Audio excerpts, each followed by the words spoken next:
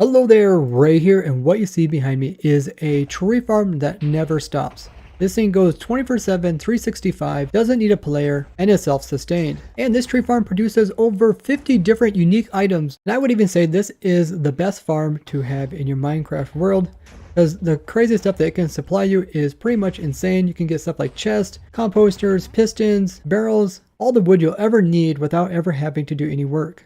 This is the third infinitely automatic fungus tree farm that we designed, the first one being almost 4 months ago, and we have been improving them along the way. You can see this one is not that complicated. We got some TNT duping up here at the top, we got tree growing area here, we got collection area, and we got some redstone down here to grow up the fungus trees.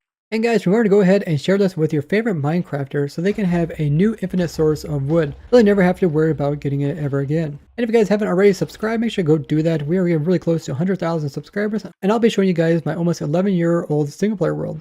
If you guys like to learn about more new farms, make sure to check out the playlist down below, which shows all the cool farms that you can do now. With this single farm, you have access to over 50 different unique items in the game of Minecraft, and all of them can be directly produced from this farm. And there's even quite a few of items like these, which you can also use the planks to craft. They don't care what variety of planks you use, they all work. You also could do stuff like chests, crafting tables, composters, barrels, sticks, as well as ladders, which are all useful things that can be created, as well as the different variations of crimson stuff and warped stuff, which there is a lot of. And all the warped stuff as well as crimson stuff cannot actually burn. You never have to worry about like your fence gates burning down if you use these variations. Very useful in builds where you're trying to contain lava. Now anything that is blue or red cannot be used as a fuel source in the smelter, but you can craft it down into sticks, which is actually quite fuel efficient compared to the other stuff, and you can use this as a fuel source. But most stuff you can craft it into also burns. This may seem kind of complicated, but I'm going to break this down for you guys so you guys understand all the little parts and how this thing is capable in doing what it does. It all starts out by bone milling a annealing block in hopes that we get a fungus. So there's a single dispenser down here that is bone milling the annealing block. This does very similar to like grass bone milling, where it attempts to put this nether biome vegetation in a 5x5 area around the center block here. That means it'll produce 2 blocks on either side. So by having this 5 long area, we have almost a 5 times more chance of getting a mushroom block to spawn on it than just using 1 block. Once the vegetation has grown up on top of this, we have dispensers up above which is trying to bone mill down onto these plants. Now most of these plants cannot grow, but if it's a mushroom, then it can grow. Mushroom type does have to be the same as the block type. So like a red one here wouldn't grow because it's red on blue. But once a blue mushroom does grow like it did here, it will take in the bone mill that is up above. And this will allow it to grow. On average, it takes about 2.5 bone mill to turn a fungus into a giant warp fungus tree. Now the trees can grow quite a few different sizes. They get big as 27 blocks tall and 3 blocks out from their trunk in every direction. The majority of the tree consists of the warp blocks, but you can also get some of the shroom lights to generate inside them. And in the center, they do have trunks just like normal trees. And this is the main block we're trying to go after, as it is a wood source. You can see the tree will pretty much go right through these blocks, not really affect them. The stems themselves do have to be moved out of the way and upwards. So you'll notice when one grows, the stem gets pulled up by these pistons and pushed up over here, and they eventually come through here and then get blown up. And just like the previous versions, we are using TNT to remove the tree. After it grows up, we have some TNT dupers here, which are alternating and doing explosions at very precise locations in order to destroy the tree from the bottom up. That way the items, when they're blown up, can fall downwards and get picked up by the hoppers.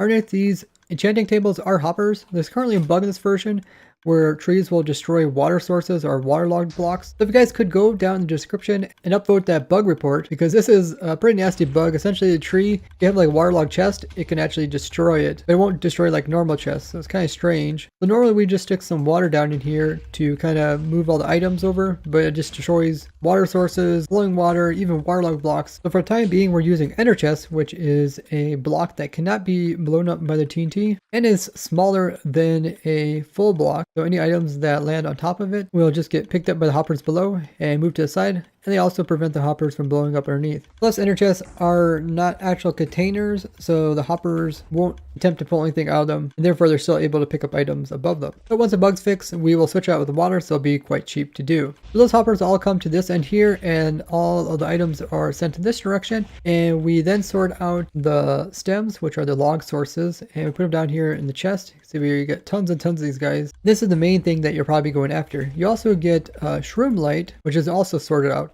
Everything else can go over here into this composter. The line directly goes into the composter. Everything else is the wart blocks, which I've shown you guys in the past that they have added them to the list of things that can be composted, which was a suggestion by me. So I'm really excited to be able to use this. And what we're doing is everything that gets composted, that turns into bone meal. We pipe it back up here and into this chest here. And this is the chest that is supplying the farm. So we're able to take the products of the trees and use them to produce more trees. So it is self-sustaining and infinitely automatic, meaning the system can go on forever without ever needing to stop. And if you run this on a server, you can actually run it 24/7, as this thing can run without any player to even be online. The way that we get the bone meal into the farm is a little tricky, just because we're trying to keep the profile as flat as possible, but the bone meal goes down underneath here. As long as you keep these hoppers full of bone meal, you won't be able to steal any items from the hopper below them. But they eventually make their way all the way to here, the center, and they're filling up these dispensers with bone meal.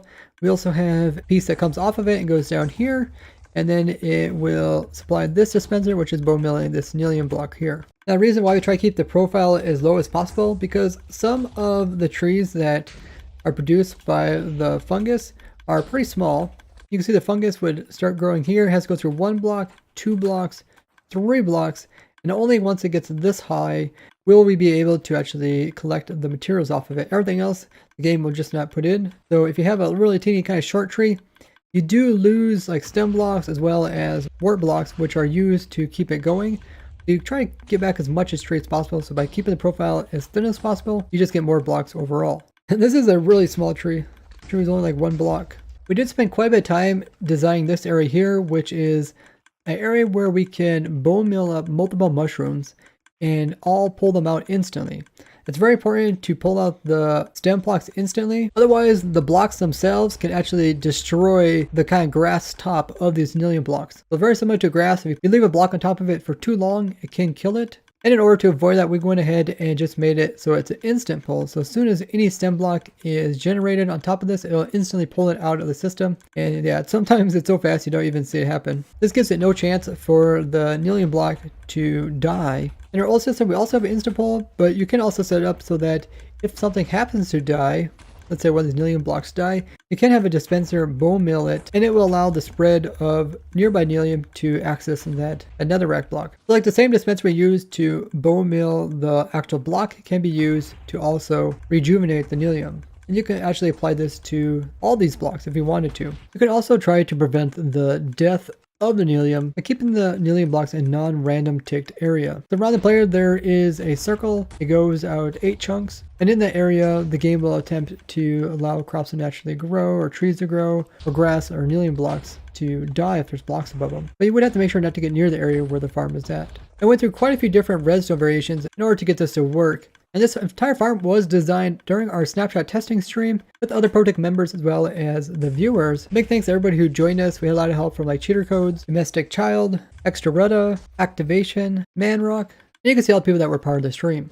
So to pull off of this tileable design, we need to do a couple different things. We need to have it so that we can remove any vegetation that is on top that we don't need. So the way we did that is by having a shifting floor. So after a certain amount of time, we will shift it and get rid of the vegetation. So the shifting floor is on this clock right here, and what it does is it will shift the floor every so often unless something grows. So when something grows, we have all these comparators which are pointing into here, and any stems or wart blocks which generate will connect a circuit between this comparator and this solid block here, which will power these pistons right here. They'll be butted and they're getting updated by a bunch of observers over there. These pistons will push down instantly, which will interrupt the power source that is coming from this cauldron going through this block here. So that block is removed, so there's no power going to this redstone, and this will mean there's no power going to like this redstone piece, which will instantly retract this piston here.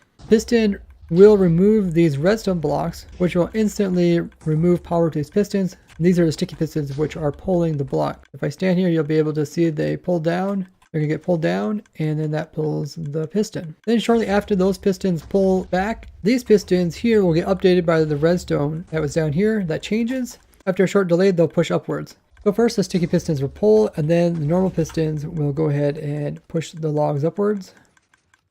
You can see that happening. It's very fast. So all the logs get pushed up here. It's just a stream of them. You can see they're coming up.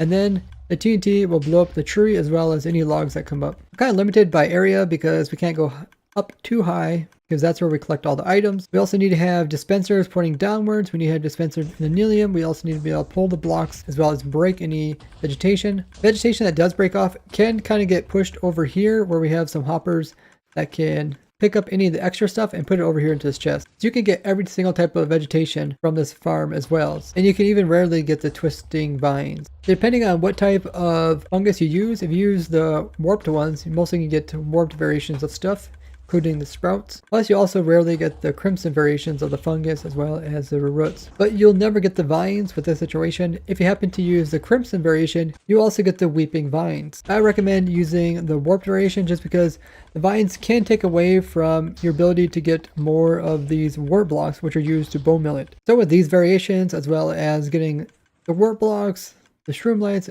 and especially the stems, and you can turn the stems into a wide variety of blocks, so you can get over 50 different blocks just from this farm alone. And we have one of these little collection things on both sides. You could take these items and put them back into the bone mill system, but it's not really necessary. It's kind of cool to get more variety out of this. The redstone down here is pretty compact. You can also see that we have a system that pushes everything back up. So when this segment gets pushed down, it pushes this observer, which will update this rail through this block, and this will update this piston since it'll be butted from this block over here, and this will push back upwards. And we also have some observers over here to constantly try to push upwards in case it doesn't get updated right away. The whole thing is tileable. You could make this bigger, but the bone meal that's being done in the center only reaches out 2 blocks to either side. So this is as wide as you want to make it. Ideal situation would be a 5x5, but it's also unnecessary because at this point we are already getting enough bone meal back from the fungus trees in order to keep it self-sustained. The Fax did a lot of testing to see exactly what was efficiency of bone meal versus how much fungus would you get back. And every time we bone meal this strip here, it only uses 1 bone meal to produce all this vegetation. And Fax's testing came up with a lot of really cool results. So he calculated how much more efficient it would be instead of using 1 block of nelium to grow, to use 5 like we're doing here. So with 1 block, it's a 8.6% chance of you getting a warped fungus, which can produce a tree. And with 5 blocks, each block has a 5.8% chance. We almost have a 30% chance of growing a tree on this area here every time it's bone milled 1 time. Meaning that if we bone mill it and then break off the foliage and then bone mill it, break it off again, the 3rd time we have a pretty high chance of at least producing 1 fungus tree. Meaning that we only really wasted 3 bone mill to get 1 tree, rather than the older design where we wasted around like 12 to get 1 tree. And this savings really adds up. And then we lose another about 2.5 bone meal in trying to turn that fungus plant into a fungus tree. Fax also made these really cool graphs that show the probability of getting different amounts of warped blocks. So it's very unlikely for you to get like 10 blocks. Right here, this is the highest probability, which is around 50 blocks. Then the probability of getting ones with more blocks than 50 quickly goes downhill. This graph here shows a similar thing, except it's warped stems. You can see the probability is between like 4 to around 11 amount of stems you'll get. So any tree that's more than like 12 blocks tall is extremely rare, but it can occur. So it's not really worth going after really tall ones. And then when the tree grows up, this is where we get all our bone meal back by destroying the warp blocks. On average, each tree produces about 55 warp blocks and about 7 stem blocks. So on average, every tree will produce about 7 bone meal, and we only use about 6 bone meal to produce a tree.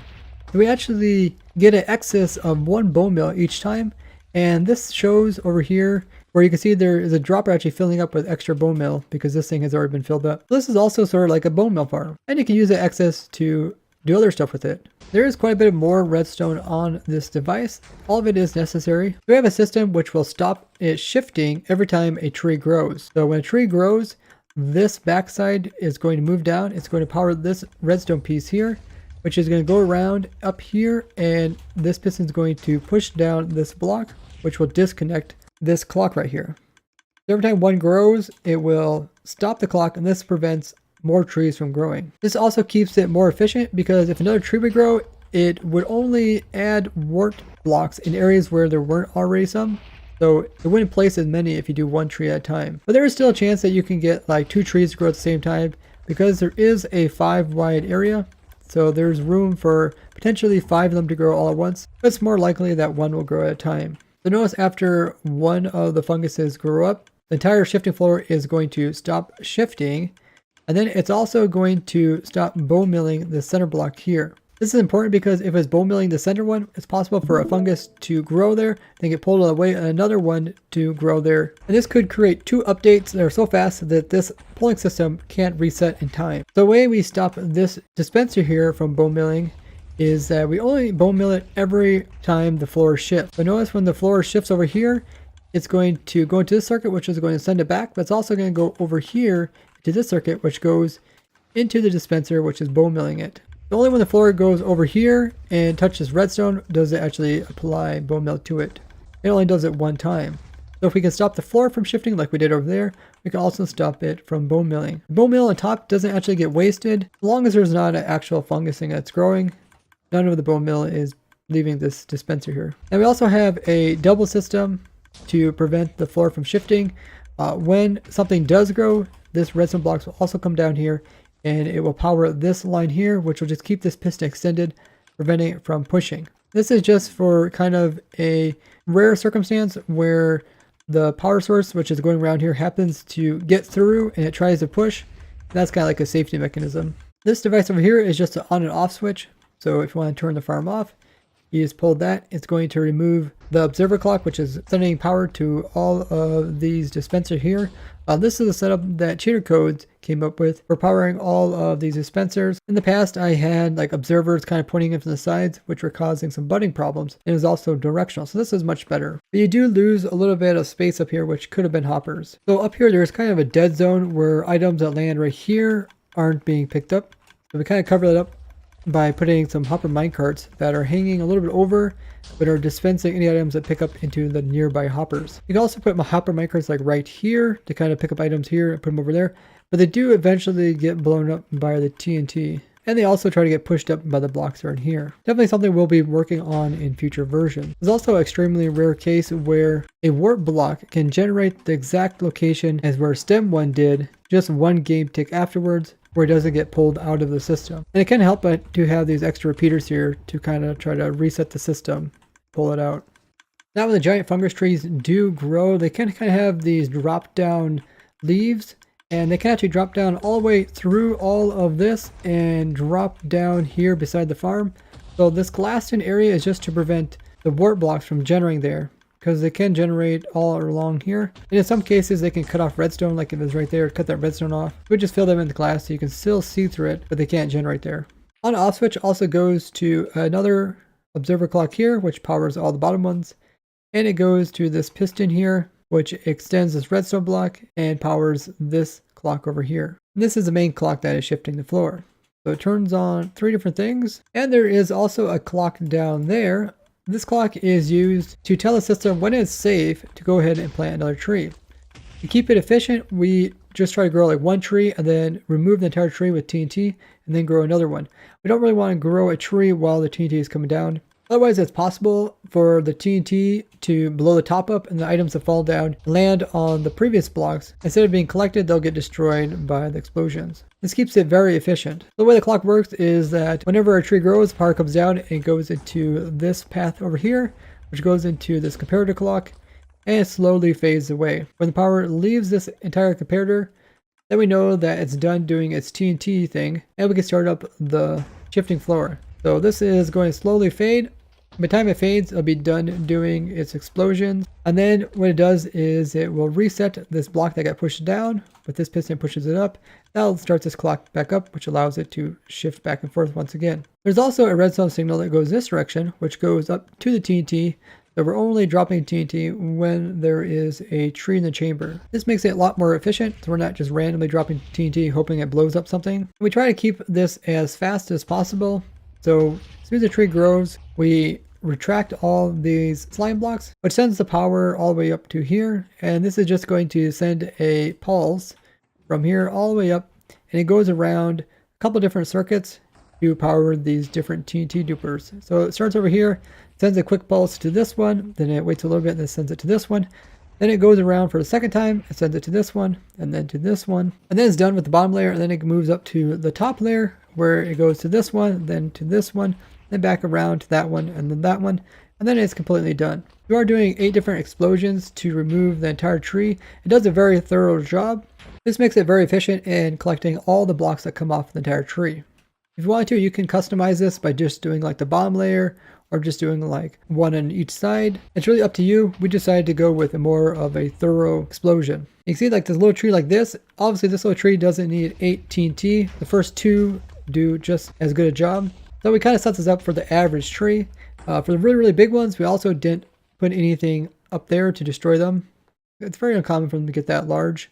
Majority of them are about this size, which does great. You can see how well the TNT does at removing all of the blocks. We also have delay between each TNT coming down. It gives enough time for the items to actually fall downwards and get picked up by the hoppers, so the items don't get killed off by the explosions. And we also alternate the TNT side to side. With the TNT dropped on both sides, it does a really good job at reaching all the way to the center, especially on the second blast, rather than just dropping TNT from one side, which could sometimes leave blocks behind. If you wanted to, you can also extend this type of system higher yet, so you can go after these tall ones. We did think about maybe like having the system do the bottom one, and then maybe every second time do the middle one, and like every 10th time do like this layer, maybe every 20th trees it does like the very top one, something like that, because you're very unlikely to get the very tall ones. So if we made it blow up all this every time, it would be a lot slower. The way the TNT dupers are working themselves, they are duplicating the TNT and then they are launching it, because it kind of gets stuck up in this slime block here, and then it gets thrust forward. Then TNT is bumped up against this trapdoor, which aligns it. Then it drops into the water, which just slows it down a little bit. So it takes a little while for it to reach the bottom. Otherwise, we have to build this up a little bit higher if we didn't have any delay. You can also use like honey blocks or cobwebs to create delay like this as well. And in this circumstance, we can kind of put these right on top of each other. It does a really good job at removing a lot of blocks with such a small setup. The TNTs are being dropped right here in the center. So the center tree is right there, and it does a good job at reaching the other 2 trees as well. You can see left a little bit of blocks over here, but it rarely ever grows these warp blocks 3 blocks away from the center. Majority of the time, it's only like 2 blocks away. A few other things to point out: this block here is showing where the highest one can grow. It won't grow any higher than that, and that's why our dupers are above that. Otherwise, it could kind of interfere with it. We also have the area in which we're collecting items kind of big, just in case items would fall way out here to the edge. And we also had to make this out of stuff that wouldn't be blown up. And in last snapshot, they actually fixed the bug to do with TNT exploding in the wrong location. So now the TNT, when it falls, it should be more consistent in where it blows up. So we actually had to move the TNT dupers up by 1 just to solve this problem. But since they fixed it, we'll probably move them back down by 1. We also have composters on top of all these hoppers because it reduces lag because they're no longer checking for entities above them.